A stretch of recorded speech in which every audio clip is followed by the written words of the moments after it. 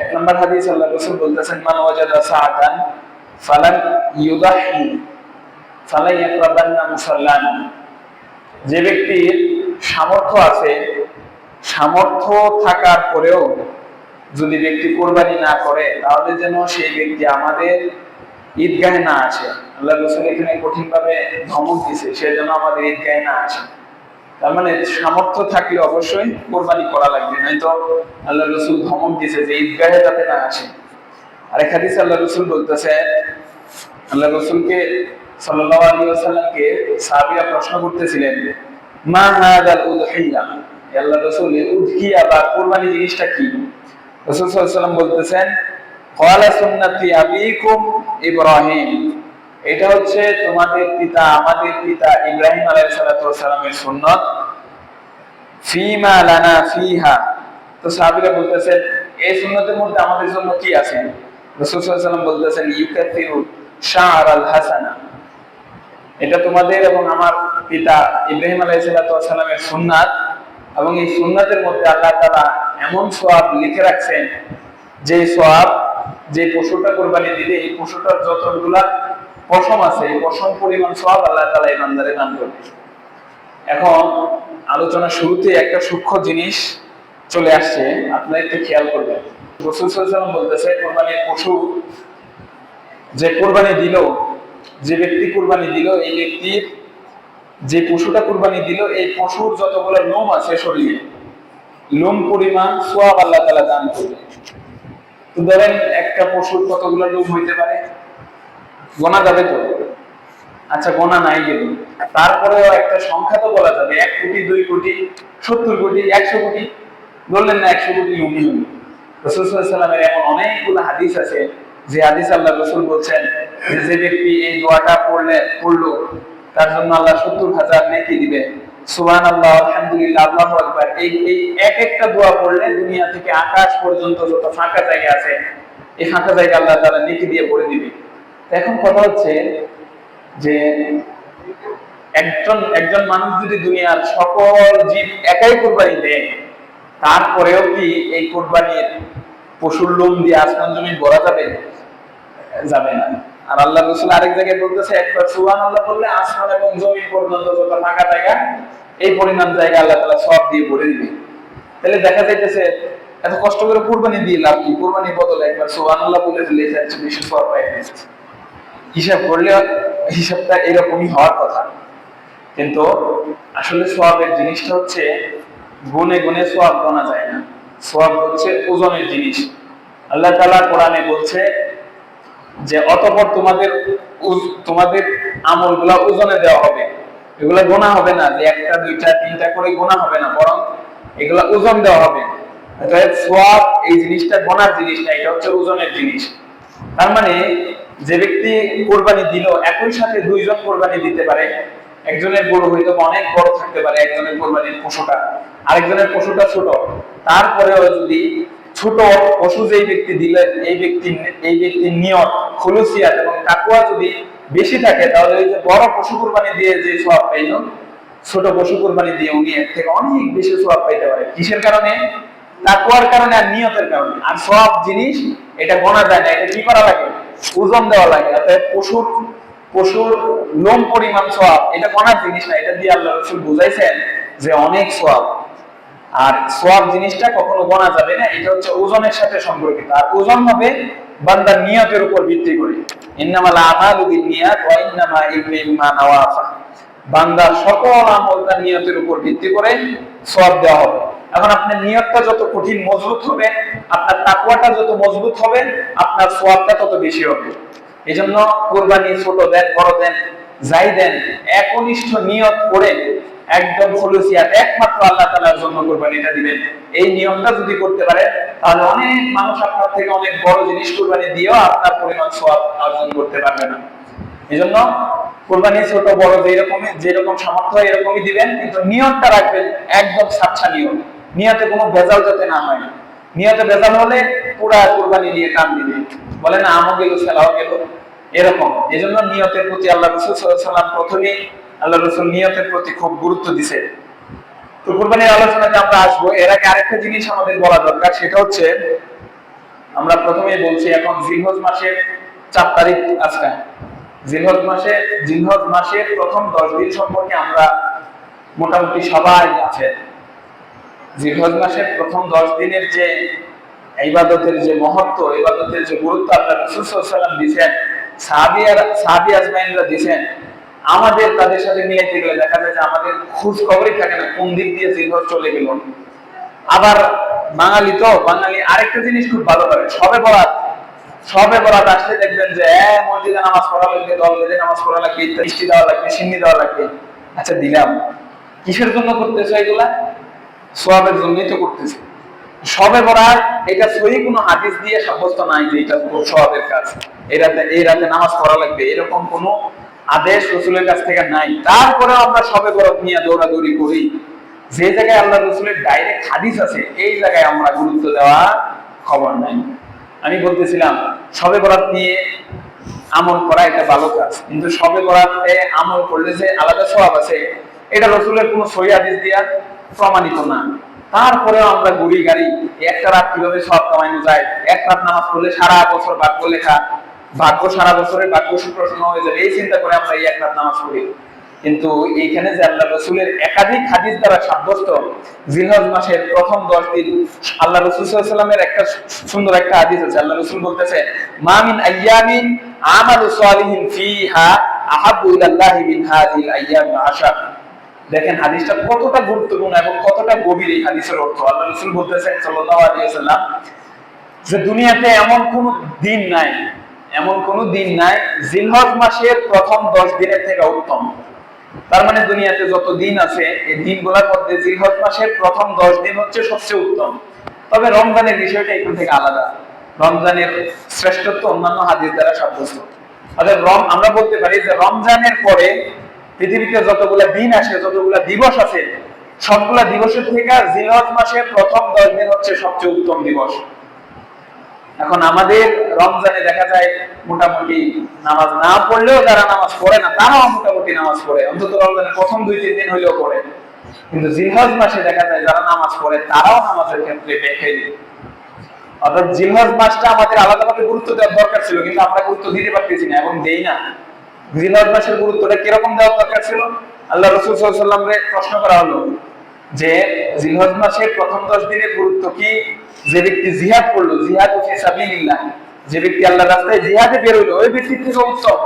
রাসূল সাল্লাল্লাহু আলাইহি ওয়াসাল্লাম বলতেছেন, হ্যাঁ, যে ব্যক্তি আল্লাহর রাস্তায় জিহাদে বের হইলো ওই ব্যক্তি যেই সওয়াব পাইবে, আর যে ব্যক্তি জিলহজ মাসের প্রথম 10 দিন ইবাদত করলো এই ব্যক্তি যে সওয়াব পাইবে, দুইজনের সওয়াবের মধ্যে জিলহজ মাসের প্রথম 10 দিন যিনি ইবাদত করলো উনার সওয়াব বেশি হবে।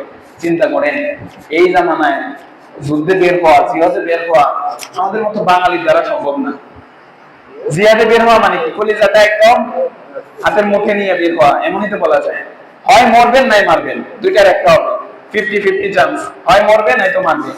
তো এইরকম একটা কঠিন ইবাদতকে আল্লাহ রাসূল সাল্লাল্লাহু আলাইহি ওয়াসাল্লাম এই জিলহজ মাসের প্রথম 10 দিনের ইবাদতের সাথে তুলনা করছেন এবং আল্লাহ রাসূল বলছেন যে জিহাদের চাইতেও বেশি উত্তম হচ্ছে জিলহজ মাসের প্রথম 10 দিন ইবাদত করা।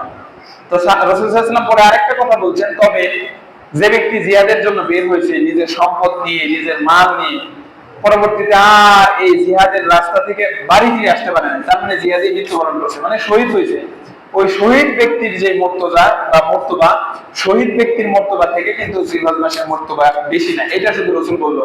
তাহলে রাসূলের পুরো হাদিসের অর্থটা এরকম হইতেছে যে দুনিয়াতে এমন কোন আমল নাই যে আমল এই জিলহজ মাসের প্রথম 10 দিনের আমলের থেকে উত্তম হইতে পারে। তবে একটা আমল শুধু জিলহজ মাসের প্রথম 10 দিনের থেকে উত্তম হইতে পারে, সেটা হচ্ছে আল্লাহর রাস্তায় একজন জিহাদে গেল এবং আল্লাহর রাস্তায় নিজের জান মাল ব্যয় করলো এবং আল্লাহর রাস্তায় জিহাদে থাকা অবস্থায় শহীদ হইল।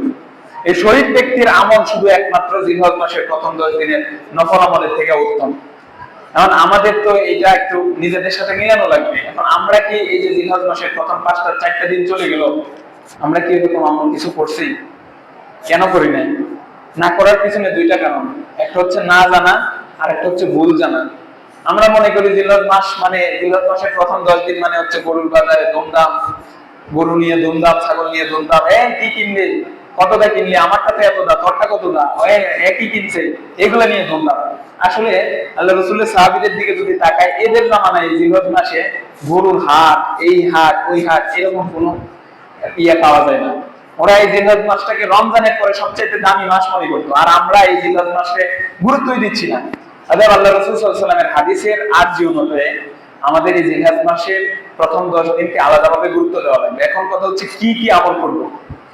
অনেক আমল করা যায়, অনেক আমলের মধ্যে সবচেয়ে বড় যে আমল সেটা হচ্ছে আল্লাহ রাসূল একটা তাকবীর শিখাই দিয়েছেন, সেটা হচ্ছে আল্লাহু আকবার, আল্লাহু আকবার, লা ইলাহা ইল্লাল্লাহ, আল্লাহু আকবার, আল্লাহু আকবার, ওয়া লিল্লাহিল হামদ। এই তাকবীরটা, আমার কথা হচ্ছে এখন যে 4 দিন চলে গেল, এই 4 দিনের মধ্যে এমন কে আছেন যে 2-4 বার পড়ছেন? আছেন কেউ? 2-4 বার পড়ার সুযোগ হয় না, কিন্তু আল্লাহ রাসূল বলছিল এই তাকবীরটা যদি জিলহজ মাসে প্রত্যেকদিন কেউ করতে পারে, তাহলে এই বান্দা একটা ডাইরেক্ট সশরীরে যুদ্ধে চাইলে যে সওয়াব হইতে, এর চেয়ে বেশি সওয়াবের অংশীদারি হইতো। তাহলে আমাদের এটা পড়া দরকার ছিল না? আগে জানি নাই, এখন নিয়ত করেন বাকি যে 5 দিন আছে, এই 5 দিন আমরা হাটে বাজারে বসতে চলতে ফিরতে বাড়িতে দোকানে সব জায়গায় যখনই মনে পড়ে তখনই বলবেন আল্লাহু আকবার, আল্লাহু আকবার, লা ইলাহা ইল্লাল্লাহ, আল্লাহু আকবার, আল্লাহু আকবার, ওয়া লিল্লাহিল হামদ। আমাদের একটা ধারণা আছে, সেটা হচ্ছে আমরা মনে করি যে জিলহজের 9 তারিখ, 10 তারিখ, 11, 12, 13 এই 5 দিন শুধু, এই 5 দিন অবশ্য বলে আইয়ামুত তাশরিক, এই 5 দিন এই দোয়াটা আলাদাভাবে পড়া, স্পেশাল ভাবে পড়া, প্রত্যেক নামাজের পরে পড়া, এটার জন্য আলাদা সওয়াব আছে। এটা আল্লাহ রাসূলের হাদিস আছে, আল্লাহ রাসূল আদেশ করেছেন। কিন্তু এছাড়াও যে প্রত্যেক জিলহজের প্রথম 10 দিন প্রত্যেক দিন যে কোনো সময়, যখন সময় পান, যখন মনে হয় তখনই যে পড়া দরকার, এটা আমরা ভুলে গেছি, আমরা জানি না। নামাজের পরে যেমন পড়া দরকার, এমনই যখন মনে হয়, যখন বাজারে ঘাটে হাঁটতেছেন বইতেছেন, যখন মনে হয় তখনই পড়বেন। আর অন্যদেরকে পড়ার জন্য উৎসাহিত করবেন, সবাই যাতে জিলহজ মাসের প্রথম 10 দিনের আমলটা করে। 2 নম্বর আমল হচ্ছে বেশি বেশি নেক আমল, বেশি বেশি নফল আমল করা। তো নফল আমল করতে হবে ফরজ আগে পড়ে। ফরজ নামাজ না পড়ে যদি তাহাজ্জুদের নামাজ পড়ে, তাহলে কি কোনো লাভ আছে? অতএব ফরজগুলোকে গুরুত্ব দিয়ে আমল করা লাগবে। এরপরে হচ্ছে নফল যতটুকু পারা যায় এতটুকু করা লাগবে। মানে মূল কথা হচ্ছে আপনার মনে করা লাগবে যে এখন একটা গুরুত্বপূর্ণ সময় যাইতেছে, এই সময় আমি যত আমল করবো ততই আমার লাভ। এইটাকে যদি মনে করতে পারেন তাহলে দেখবেন অনেকগুলো আমল আপনার দ্বারা হবে। এরপরে কথা হচ্ছে যে আল্লাহ তাআলা এই সময়ে আমরা যখন এখানে বসে আছি, এই সময় আল্লাহ তাআলা অনেকগুলো মানুষকে আল্লাহ দায়িত্ব দিয়েছে, দুনিয়ার আনাচে কানাচ থেকে বাইতুল্লাহ মুসাফির বানায় আল্লাহ তাআলা দায়িত্ব দিয়েছে। দুনিয়াতে সারা পৃথিবী থেকে প্রত্যেক বছর 30 থেকে 50 লক্ষ হাজি যায় হজ করতে। 30 থেকে 50 লক্ষ হাজি যায় হজ করতে প্রত্যেক বছর। তো এই যে একটা হজের মৌসুম, হজ ইসলামের 5টা স্তম্ভের একটা অন্যতম স্তম্ভ।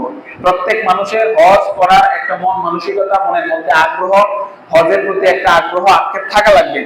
এখন আল্লাহ রাসূল সাল্লাল্লাহু আলাইহি ওয়াসাল্লাম এই আক্ষেপ পয়দা করার জন্য আল্লাহ রাসূল সাল্লাল্লাহু আলাইহি ওয়াসাল্লাম কিছু নিয়ম নীতি বান্দাদেরকে বাতলে দিয়েছেন। সেটা হচ্ছে 9 এবং 10 হজের দিন হচ্ছে 8, 9, হজের দিন হচ্ছে 8, 9, 10, 11, 12 এই 5 দিন।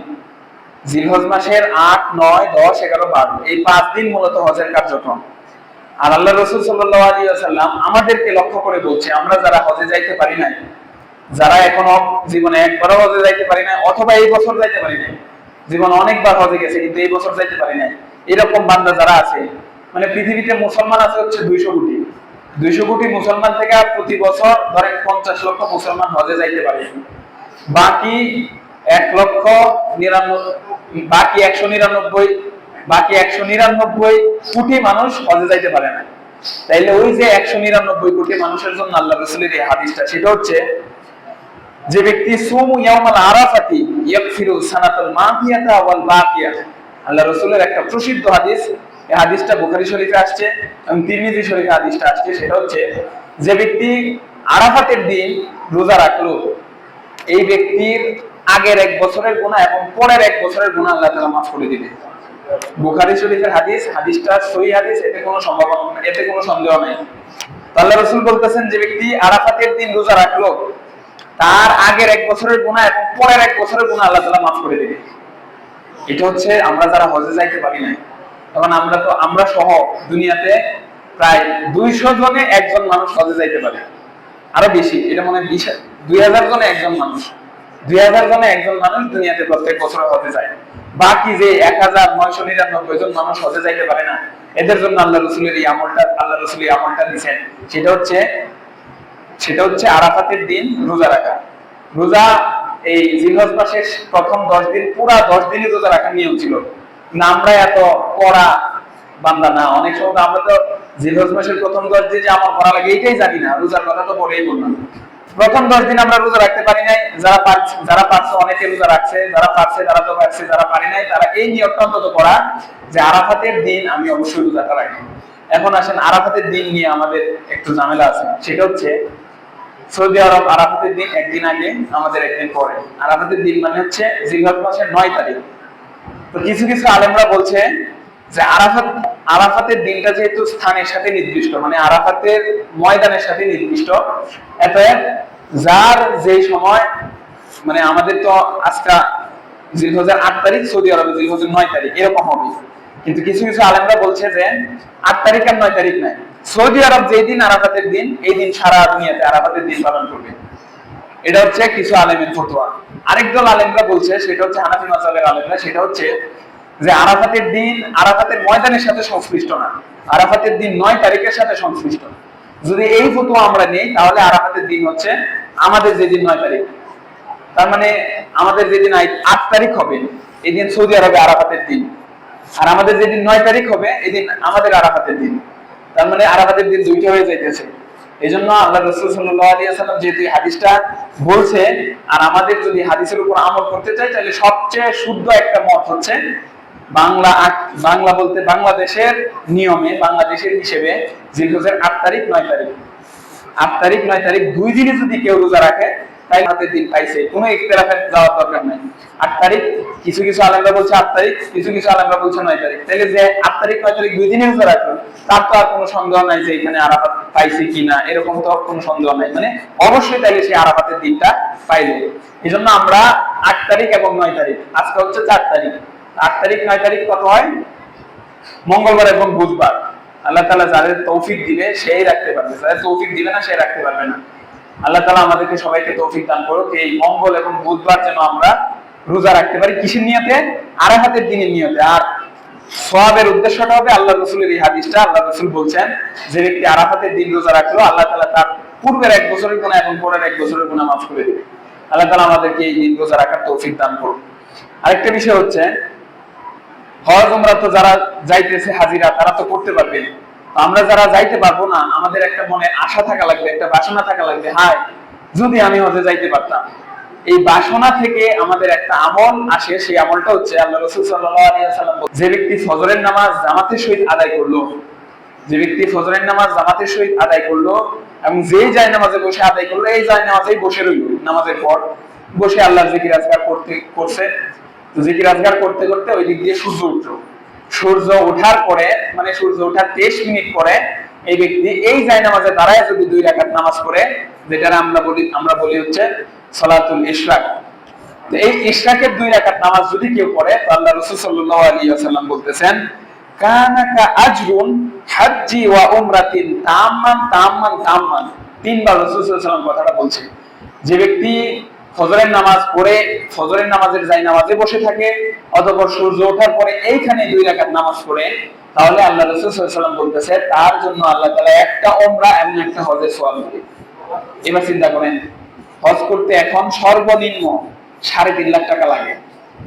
তো 3.5 লাখ টাকা দিয়ে হজ করে আসলে এই ব্যক্তির হজটা হয়েছে কিনা, এই ব্যক্তি কি বুকে হাত দিয়ে বলতে পারবে?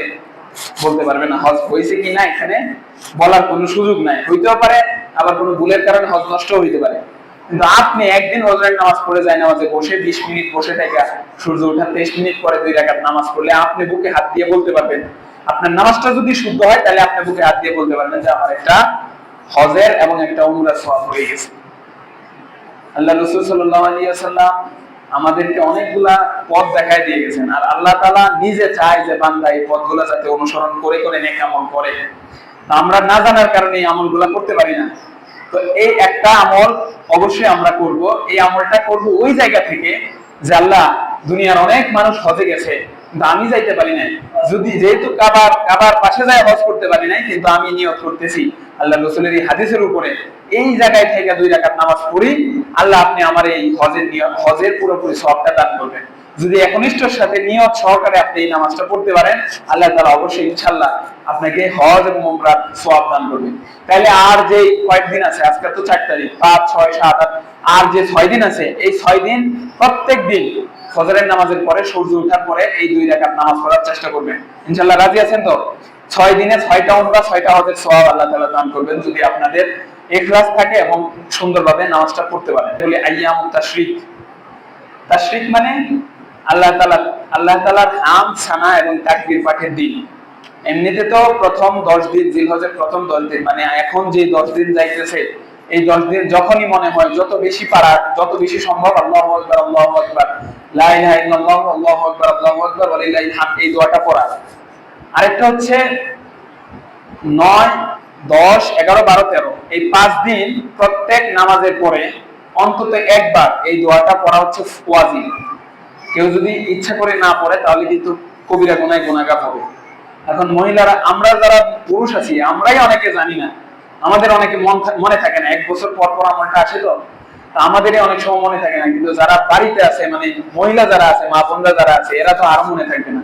অতএব আপনাদের দায়িত্ব হচ্ছে আপনাদের অধীনে যত মহিলারা আছে এদেরকে যায় আজকে জানায় দিবেন, 9 তারিখ থেকে 13 তারিখ পর্যন্ত। তার মানে 9 তারিখ হয় বুধবার, বুধবারে ফজরের নামাজের পর থেকে, মানে ফজরের নামাজ পড়ে ফরজ নামাজের সালাম ফিরায় অন্তত একবার উচ্চ স্বরে, মানে উচ্চ স্বরে বলতে মৃদু স্বরে বলা লাগবে, আল্লাহু আকবার আল্লাহু আকবার লা ইলাহা ইল্লাল্লাহ আল্লাহু আকবার আল্লাহু আকবার ওয়া লিল্লাহিল হামদ। এই ফজরের নামাজের থেকে যোহর আসর মাগরিব এশা সহ 9 তারিখ মানে বুধবার, বৃহস্পতিবার, শুক্রবার, শনিবার, রবিবারের আসরের নামাজ পর্যন্ত এই 23 ওয়াক্ত নামাজ, 23 ওয়াক্ত নামাজ, এই 23 ওয়াক্ত নামাজের ফজরের নামাজ মানে ফরজ নামাজের পরে এই দোয়াটা একবার পড়া হচ্ছে ওয়াজিব। কেউ যদি ইচ্ছা করে না পড়ে তাহলে সে গুনাহগার হবে। আর কেউ যদি নামাজ পড়ে উঠে গেছে, মনে নাই পড়ার, বাজারে গেছে পরে মনে হয়েছে, তখন যখন মনে হবে তখনই পড়ে নেবেন। এটা মূলত হচ্ছে, আমি বলতেছি, এটা মূলত আপনারা সবাই, সবার বাড়িতে মা বোন যারা আছে তাদেরকে যা বলবেন, আজকেই বলবেন। কারণ আপনারা যারা পুরুষ আছেন, যারা মসজিদে আসবেন, তারা আমরা আমল করব, একজনে করলে সবার মনে হয়ে যাবে, কিন্তু মা বোন যারা আছে এদের কিন্তু অনেক সময় মনে থাকে না। ইচ্ছা করে যদি কেউ ভুল করে তাহলে তো একদম কবিরা গুনার গুনাহগার হবে, আর না ইচ্ছা করে গুনাহ ভুলবশত যদি মনে না থাকে, তখন গুনাহ না হলেও একটা ওয়াজিব আমল ছেড়ে দেওয়া, দেখি চারটেখানি কথা, এজন্য কিন্তু আপনার উপর হিসাব আসবে, আপনি কেন তাদেরকে জানান নাই। এজন্য এইটা আজকে বাড়িতে যায় ইনশাআল্লাহ আপনাদের অধীনস্থ যারা মা বোন আছে তাদেরকে জানাই দিবেন। এখন হচ্ছে আমাদের আসল কথা, সময় কিন্তু 25 বেজে গেছে, আসল কথা মাত্র, মানুষও আসে না, আমাদের কথাও আগায় না। সেটা হচ্ছে কুরবানি। কুরবানি আল্লাহ রাসূল সাল্লাল্লাহু আলাইহি ওয়াসাল্লাম মদিনায় যে 10 বছর কাটাইছেন, 10 বছরে 10 বছরই আল্লাহ রাসূল কুরবানি করেছেন, এবং আল্লাহ রাসূল প্রত্যেক বছরে 2টা কুরবানি করতেন, একটা হচ্ছে নিজের পক্ষ থেকে আর একটা হচ্ছে উম্মতের পক্ষ থেকে। তো আমাদেরকে আল্লাহ রাসূল সাল্লাল্লাহু আলাইহি ওয়াসাল্লাম একটা কথা বলছেন, সেটা হচ্ছে মান কানা লাহু সাআদুন ওয়া লাম ইউদাহহা ফালাম ইয়াকরাবান্না মুসাল্লানা, যার সামর্থ্য আছে কিন্তু কুরবানি করলো না, সে যেন ঈদের নামাজ না পড়ে। আল্লাহ রাসূল এখানে একটা দমক দিতেছেন, বর্ণনা করতেছেন, সামর্থ্য থাকার পরেও যদি কুরবানি কেউ না করে তাইলে সে যেন ঈদের নামাজে না আসে। এটা আল্লাহ রাসূলের একটা বর্ণনা। এজন্য আমরা যারা সামর্থ্যবান আছি তারা অবশ্যই কুরবানি করবো, কুরবানি নিয়ত করবো, সহি নিয়তে কুরবানি করবো। এখন হচ্ছে সামর্থ্য কিভাবে বুঝবো? সামর্থ্য হচ্ছে কুরবানির জন্য সামর্থ্য হচ্ছে নেশাব পরিমাণ সম্পদের মালিক হওয়া লাগবে। যাকাতে যেরকম নেশাব পরিমাণ সম্পদের মালিক হওয়া লাগে, কুরবানিতেও এরকম নেশাব পরিমাণ সম্পদের মালিক হওয়া লাগে। বর্তমান বাজার মোতাবেক কুরবানির নেশাব হচ্ছে 1,72,000 টাকা সমপরিমাণ অর্থ সম্পদ যার অতিরিক্ত আছে। ধরেন দোকানে এই পরিমাণ পণ্য অতিরিক্ত আছে, মানে দোকানের পণ্য আছে, অথবা অন্য কোনো ব্যবসার পণ্য আছে, অথবা আমার স্ত্রীর তাহলে তো স্ত্রীর কুরবানি দেওয়া লাগবে। যদি স্ত্রীর এই পরিমাণ স্বর্ণ থাকে অথবা অলংকার থাকে তাহলে স্ত্রীর দেওয়া লাগবে।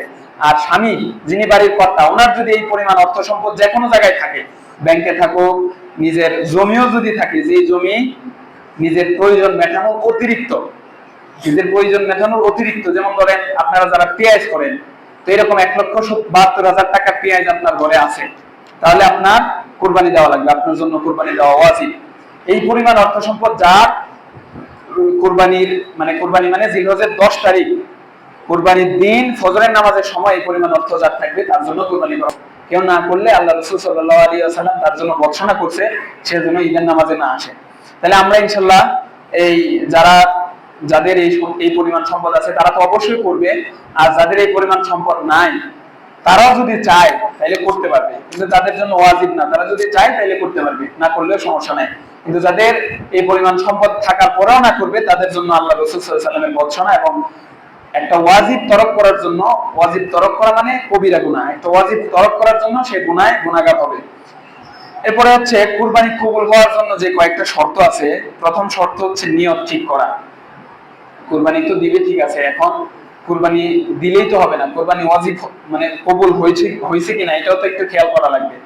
আগের জামানায় মানে রাসূলের আগে যত শরীয়ত ছিল ওই সময় কুরবানি দেওয়া হয়তো যে জিনিসটা কুরবানি দিবে এই জিনিসটা মাঠে রেখে আসবে, আকাশ থেকে একটা বজ্রপাত এসে এই জিনিসটা পুরায় নিবে। তো এরকম নিয়ম যদি আমাদের থাকতো তাইলে ইনশাআল্লাহ আমরা বুঝতাম যে কার কুরবানি হইলো আর কার কুরবানি হয় নাই। তো যদি এরকম সিস্টেম থাকতো, আপনি একটু চিন্তা করেন, আমরা 100 মানুষ এই মহল্লা থেকে কুরবানিটা নিয়ে এক জায়গায় রেখে আসলাম, এখানে 50 জনেরটা নিয়ে গেল, মানে 50 জনের কুরবানি হইলো আর 50 জনের হইলো না, তাইলে সারা বছর এই যেই 50 জনের কুরবানি হয় নাই তার মানে এদের নিয়তে সমস্যা আছে, এদের দিকে মানুষ আর চোখে তাকাইতো যে আরে তোর নিয়তে তো ঝামেলা ছিল এই জন্য তোর কুরবানিটা হয় নাই। তো আল্লাহ তাআলা আমাদেরকে এই কঠিন পরীক্ষার মধ্যে ফালাই নাই। মুহাম্মাদি উম্মত হযরত রাসূল সাল্লাল্লাহু আলাইহি ওয়াসাল্লামের উম্মত বিদায় আমাদেরকে একটু রুখসাত দিয়েছে, সেটা হচ্ছে কার কুরবানি হইলো কার কুরবানি হইলো না এটা আপনিও জানবেন না, অন্য কেউ জানবে না, একমাত্র আল্লাহ তাআলা জানবে। তবে যিনি কুরবানি দিবে ওনার মনের অবস্থার উপর ভিত্তি করে উনি বুঝতে পারবে যে আমার কুরবানি হয়েছে কিনা। তো 1 নম্বর শর্ত হচ্ছে নিয়তটাকে খালেজ করা লাগবে। নতুন আত্মীয় করছে বিআই সাহেব, এখন নতুন আত্মীয় করছে যদি কুরবানি না দেয় তাহলে বিআই কি বলবে, অথবা মানুষরাই কি বা বলে, আপনি ওই এলাকার একটু গণ্যমান্য মানুষ, অর্থ সম্পদ একটু ঝামেলা আছে, তারপরে এখন যদি কুরবানি না দেন তাহলে কি বলবে। আবার বাজারে গেছেন, আপনি এলাকার খুব উঁচা পদের মানুষ, বাজারে যায় যদি বড় গরুটা না আনতে পারেন, এলাকার কুরবানির মাঠে যত গরু আসবে এই গরুর মধ্যে আপনার গরুটা যদি বড় না হয় তাহলে তো নাক কাটা যাবে। এরকম মন মানসিকতা একদম ন্যূনতম একটুখানি যদি কারো মনের ভিতরে থাকে তাহলে কিন্তু তার পুরো কুরবানিটা নষ্ট হয়ে যাবে। একটুখানি মন মানসিকতার জন্য কুরবানি দেওয়া লাগবে এই নিয়তে যে আমি মানে একটু এই জিনিসটা একটু মিলান, যে আগের জামানায় কুরবানি দিলে এটা আকাশ থেকে একটা বজ্রপাত এসে এটা পুরাই নিয়ে যেত। তার মানে আমাদেরও যদি এইরকম দেওয়া লাগতো, ধরেন একটা কুরবানির গরু নিয়ে কুরবানি দিলেন, মানে এক জায়গায় রেখে আসলেন, আকাশ থেকে এসে এটা পুরাই নিল, তখন আপনি গুস্ত টুস্ত খাওয়ার কোনো অপশন রইল না। এখন আপনি চিন্তা করবেন যে কুরবানি দিলে যদি কুরবানির গোশত খাওয়া আমার জন্য জায়েজ না থাকতো তাইলে কি আমি কুরবানি দিলাম হইলে নাকি? এখন তো অধিকাংশ মানুষ কুরবানি দেয় গোশত খাওয়ার জন্য, আরো অনেক কিছু আছে, এগুলো আমার থেকে ভালো আপনারা বুঝেন। আপনি একটু নিজের সাথে নিজে একটু পরামর্শ করবেন যে নিয়ম যদি এরকম থাকতো যে কুরবানি দিবে সে কুরবানির গোশত খাইতে পারবে না, এরকম নিয়ম থাকলে কি আমি কুরবানি দিতাম কিনা? যদি আপনার মন বলে যে না ওই রকম থাকলেও আমি কুরবানি দিতাম, তাহলে বুঝবেন যে আপনার নিয়ম ঠিক আছে। আর যদি মনের মধ্যে একটু এইটাও মনে হয় ওইটাও মনে হয়, তখন মনে করবেন যে নিয়তে ঝামেলা আছে। আর যখনই বুঝবেন যে নিয়তে ঝামেলা আছে সাথে সাথে তওবা করে ইস্তেগফার করে নিয়তটাকে শুধরায় নেবেন। আর না হলে আপনি কুরবানি শুধু দেখানোর জন্যই হলো। কুরবানি আল্লাহ তাআলা নিজে বলছেন লা ইয়ানামুল্লাহু লুহুমুহা ওয়ালা দিমাউহা ওয়ালাকিন ইয়ানালুহু তাকওয়া মিনকুম। আল্লাহ তাআলার কাছে কুরবানির একটা পশম এক ফোঁটা রক্ত কিছুই যায় না, একমাত্র বান্দার নিয়ত এবং বান্দা আল্লাহকে ভয় করে কুরবানিটা দিছে কিনা এটা যায়। তাহলে প্রথম শর্ত হচ্ছে নিয়ত শুদ্ধ করা লাগবে। 2 নম্বর শর্ত হচ্ছে হারাম উপার্জন থেকে পয়সা হালাল টাকা দিয়ে কুরবানি দেওয়া লাগবে। এই কথাটা বললে অনেকে ঝামেলায় পড়ে যাওয়া লাগবে। হারাম টাকা দিয়ে কুরবানি দিয়ে কোনো লাভ নাই। তাই এক বাঙালি অনেক বুদ্ধিমান, ছোট্ট একটা গল্প বলি। উনি চিন্তা করছে যে কুরবানির একটা পশু, টাকা তো নাই, তো পশু একটা আমি যে কোনো ভাবে চুরি করবো। তো চুরি করার পরে, চুরি করলে তো গুনাহ হইল, হ্যাঁ মানলাম গুনাহ হইল, তো চুরি করে এই পশুটা কুরবানি দেব। হানাফি মাযহাবে কিন্তু চুরি করা পশু দিয়ে কুরবানি করলে কুরবানি জায়েজ আছে। চুরি করার জন্য যে চুরিটা করছেন এটার জন্য আপনার গুনাহ হবে, কিন্তু কুরবানি ঠিক আছে, কুরবানি জায়েজ আছে। অথবা কোনো ধোঁকাবাজি করে যদি আপনি পশু কোনো জায়গা থেকে আনেন ধোঁকাবাজি করে, এই পশু দিয়ে কুরবানি দিলে কুরবানি জায়েজ আছে, ধোঁকাবাজি করার জন্য আপনার আলাদা শাস্তি হবে।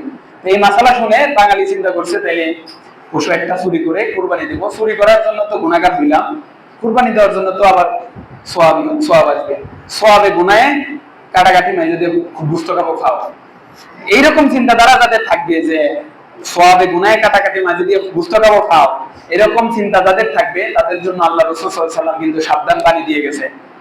এজন্য এটা একটা ওয়াজিব ইবাদত। ওয়াজিব ইবাদত নিয়ে যদি কেউ হাসি তামাশা করে, ওয়াজিব ইবাদত নিয়ে যদি কেউ কোনো হিলা মানে হচ্ছে কোনো কৌশল করতে চায়, তাহলে কিন্তু তার ঈমান চলে যাওয়ার সম্ভাবনা আছে। 3 নাম্বার শর্ত হচ্ছে শরীক যারা থাকবে, যারা শরীকে কুরবানি দিবে, এরকম শরীক যারা থাকবে সব শরীকের মন মানসিকতা এক হওয়া লাগবে, না হলে কিন্তু কুরবানি দিলে কুরবানি হবে না। এক হওয়া লাগবে মানে একটু উদাহরণ দিয়ে বলায়, ধরেন আপনারা চিন্তা করছেন বাড়িতে চিন্তা করে যাবেন 7 জন 1,20,000 টাকা দিয়ে 1,40,000 টাকা দিয়ে একটা গরু কিনবো। এটা চিন্তা করে সবাই 20,000 করে টাকা এক জায়গায় নিয়ে বাজারে গেলেন।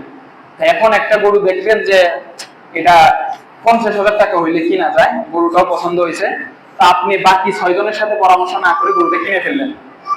তো এই গরুটা আপনি কিনে ফেলার কারণে বাকি যে 6 জন আছে এদের 2,000 টাকা বাড়ায় দেওয়া লাগতেছে। এখন 5 জনে 2,000 টাকা বাড়ায় দিল, এদের কোনো অভিযোগ নাই, কিন্তু একজনে বলে নাই, তবে মনের মধ্যে একটা অভিযোগ আছে, আমারে না বলে 2,000 টাকা বাড়ায় দিলে এখন এই 2,000 আমি কোথা থেকে বাইর করি। এই যে মনের মধ্যে একটুখানি ঝামেলা, একটুখানি ঝামেলার জন্য কিন্তু আপনার 6 জনের কুরবানি সহ কিন্তু শেষ।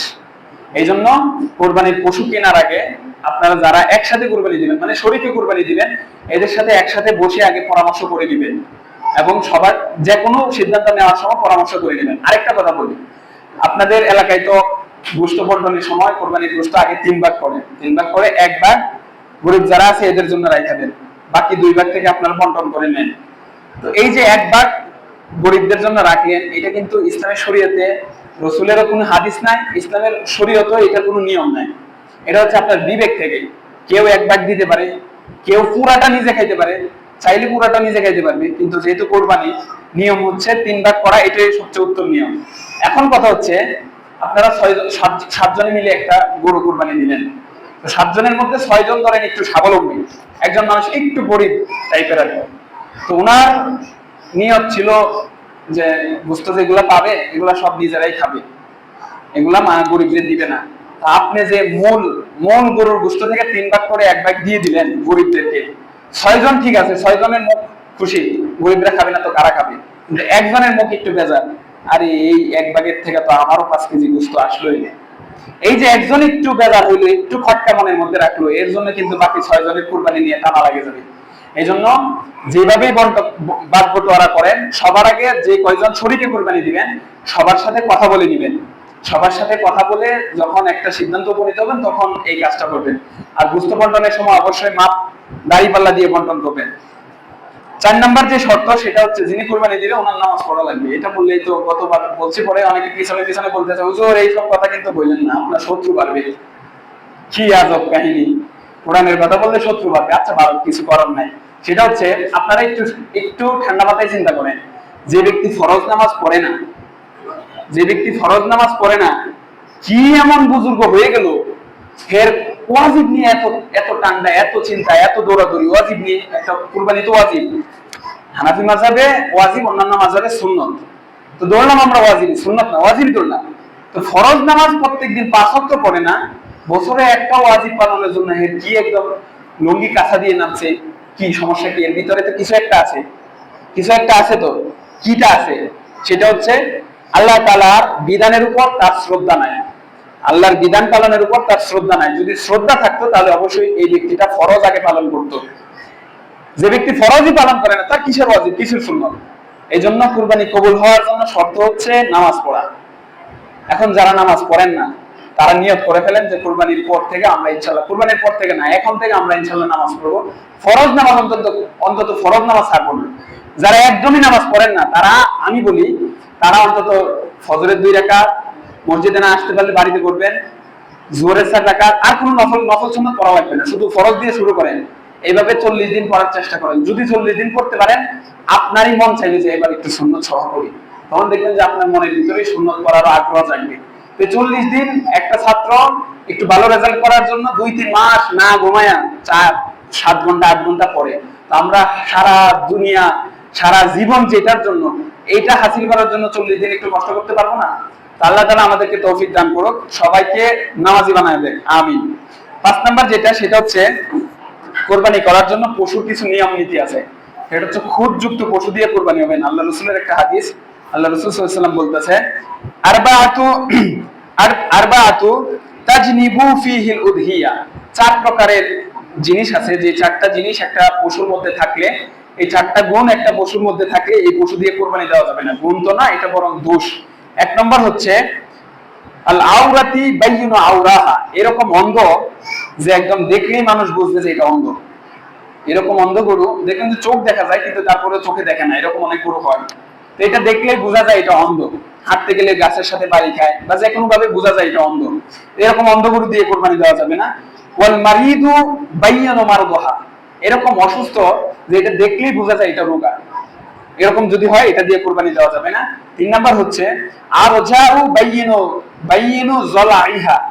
এরকম খোরা বলতে এখানে ঠ্যাং ভাঙা, পা ভাঙা, এরকম ভাঙা যে দূর থেকে দেখলে বোঝা যায় যে পশুটার পায়ে সমস্যা আছে, হাঁটতে গেলে একটু হয়ে হাঁটে, এরকম যদি হয় তাহলে এটা দিয়ে কোরবানি দেওয়া যাবে না। 4 নাম্বার হচ্ছে কাসীরু আল্লাতী লা তানকিজু। কাসীরু আল্লাতী লা তানকিজু, এরকম দুর্বল যে নিজে হাইটা কোরবানির যে মাঠ, এই মাঠে যাইতে পারবে না। এই 4 প্রকারের কোরবানি, এই 4 প্রকারের পশু দিয়ে কোরবানি দিলে কোরবানি হবে না। তো আরো কিছু নিয়ম আছে, সেটা ফুকাহারা এই হাদিসের সাথে যুক্ত করছে। সেটা হচ্ছে যে প্রাণীর, যে পশুর একটা অঙ্গের 1/3 বেশি কাটা আছে বা খুঁত আছে, এই প্রাণী দিয়ে কোরবানি দেওয়া যাবে না। যেমন ধরেন কান, একটা পশুর কানের 1/3 বেশি কাটা, অথবা লেজের 1/3 বেশি কাটা, এরকম প্রাণী দিয়ে কোরবানি হবে না। তবে লেজ সামনে আগা থেকে একটুখানি কাটা অথবা কান একটুখানি কাটা, এটা দিয়ে কোরবানি দেওয়া যাবে। আরেকটা উসুল ঠিক রাখবেন, সেটা হচ্ছে যেই কারণে গরুর দাম কমে, দাম কমে এইরকম কোন সিফত যদি গরুর মধ্যে থাকে তাহলে এটা এড়ায়া চলাই ভালো। যেমন ধরেন রং, একদম এমন রং যেটা মানুষকে দেখে আকৃষ্ট করে না। আবার আরেকটা গরুর রং অনেক লাল রং, সুন্দর রং, ওই গরুটা একই রকম দেখতে, কিন্তু ওই গরুটা রঙের কারণে ওইটা মানুষকে অনেক আকৃষ্ট করে। আর পাশের গরুটা রং ভালো না, এই জন্য মানুষকে আকৃষ্ট করে না। তো আপনার উচিত হবে যেটা দেখতে ভালো, দাম একটু বেশি লাগলো, ওইটা দিয়ে নিজে লালন পালন করে গরুটা কুরবানি দেওয়া। এখন আমরা অনেক সময় ধরেন কুরবানি ঈদের 3 দিন আগে গরু কিনি, 3 দিন আগে গরু কিনে আবার এই কৃষকের কাছেই গরু রেখে দিই, কুরবানি ঈদের দিন সকালে যায় গরুটা আইনা কুরবানি দিই। এটা করা কিন্তু আল্লাহ রাসূল সাল্লাল্লাহু আলাইহি ওয়াসাল্লামের দেখানো সুন্নাত মোতাবেক না, বরং এটা খিলাফে সুন্নাত। কারণ কি, আল্লাহ রাসূল বলছেন যে কুরবানির পশুটা তুমি যতদিন সম্ভব নিজে লালন পালন করে তারপরে কুরবানি দিবা। একটা পশুরে যদি 3 দিনও আপনি নিজের হাতে খাওয়ান, এর প্রতি কিন্তু একটা মায়া জন্মাবে। আর যে ব্যক্তি 2 বছরই লালন পালন করে খাওয়ায় কুরবানি দিল, এ যদি নিজে কুরবানি দেয় তাহলে দেখবেন যে হেড ছেলে কান্নাকাটি করতেছে, এটারে দেওয়া যাবে না। নিজেও কান্নাকাটি করবে, অথবা স্ত্রী দেখবেন যে গরু নিয়ে যায় সব কান্নাকাটি করতেছে। এই যে একটা মায়া, পশুর প্রতি যে একটা মায়া, এই মায়াটা তৈরি করা লাগবে। আর এই মায়াটা তখনই তৈরি হবে যখন 2-4 দিন আপনি নিজের হাতে গরুরে কিছু খাওয়াবেন। এজন্য কুরবানির পশুটা একটু 2-4 দিন আগে কিনে নিজের বাড়িতে এনে নিজের হাতে 2-1 দিন খাওয়ানোর চেষ্টা করবেন। এটা হচ্ছে আল্লাহ রাসূল সাল্লাল্লাহু আলাইহি ওয়াসাল্লামের একটা সুন্নাত।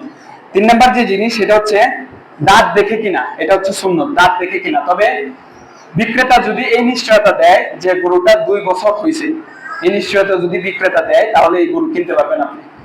কিন্তু আসলে গরুটা 1.5 বছর মাত্র হয়েছে, তারপরে এটা দিয়ে কুরবানি হবে, কেননা এটা বিক্রেতা নিশ্চয়তা দিছে। গুনাহ হলে বিক্রেতা হবে, আপনার সমস্যা নেই।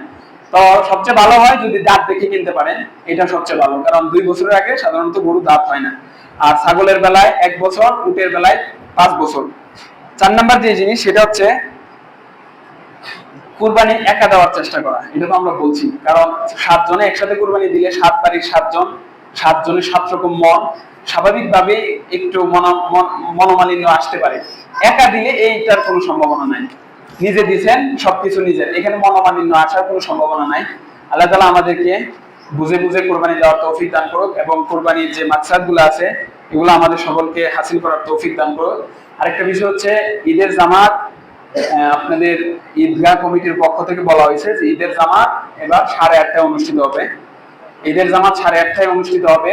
ঈদুল আজহার কিছু সুন্নাত আছে, সেটা হচ্ছে ঈদের নামাজে যাবেন সকাল সকাল না খেয়ে, বাড়ি থেকে না খেয়ে ঈদের নামাজে যাবেন, এবং এক রাস্তা দিয়ে যাবেন আরেক রাস্তা দিয়ে আসবেন। আর যদি এরকম দুই রাস্তা না থাকে তাহলে যে রাস্তা দিয়ে যান এই রাস্তার ডান পাশ দিয়ে যাবেন, আবার ডান পাশ দিয়ে আসবেন। এটা ঈদের নামাজের ঈদের একটা বড় সুন্নত। এই সুন্নতটা আমরা সবাই পালন করবো ইনশাআল্লাহ। ওয়া আখিরু দাওয়ানা আলহামদুলিল্লাহি রাব্বিল আলামিন। যতটুকু আলোচনা